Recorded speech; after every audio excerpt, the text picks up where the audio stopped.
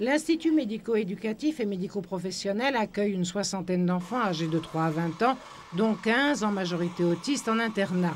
Le but de cette structure, c'est d'abord l'éducation par tous les moyens, activités extérieures, manuelles, corporelles ou en atelier. On prépare en effet les plus grands à trouver une place en milieu professionnel. Souvent, ils intègrent à l'âge adulte un atelier protégé ou centre d'aide par le travail. Nous accueillons une population déficiente mentale,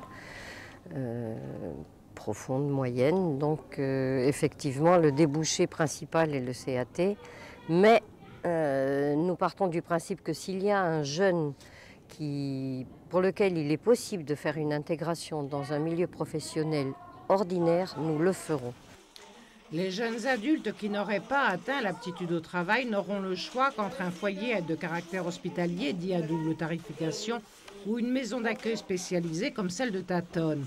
Mais ces structures sont pleines. Il nous manque une structure intermédiaire. Vous avez des jeunes qui ne sont pas assez autonomes et qui ne peuvent pas travailler, mais qui ne sont pas handicapés au point d'être dans une masse ou dans un foyer à double tarification. Sur le foyer à double tarification que nous avons à Borgo, on voudrait l'agrandir parce qu'il y a une liste d'attente. Sur le CAT, là, on rentre régulièrement, bien sûr, mais ceux-là vont au travail, ont des ateliers, sont occupés, ont un petit salaire, donc ça se passe très bien. Le plus difficile, ce sont pour les handicapés qui ne sont ni trop lourds, ni aptes au travail. Pour cela, la difficulté est plus grande et nous n'avons pas de structure intermédiaire. Le projet d'une telle structure est actuellement à l'étude. À l'heure actuelle, nous travaillons surtout à ce que les enfants que nous accueillons aient une identité propre, qu'ils soient reconnus.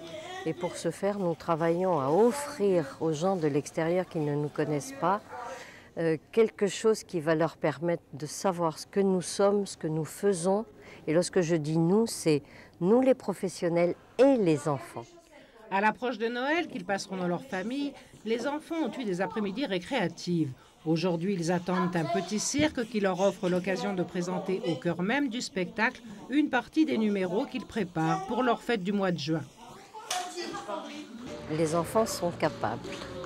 Ils sont capables de plein de choses.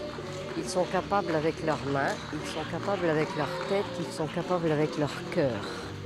Il suffit quelquefois de les écouter, de les regarder. Ils disent plein de choses.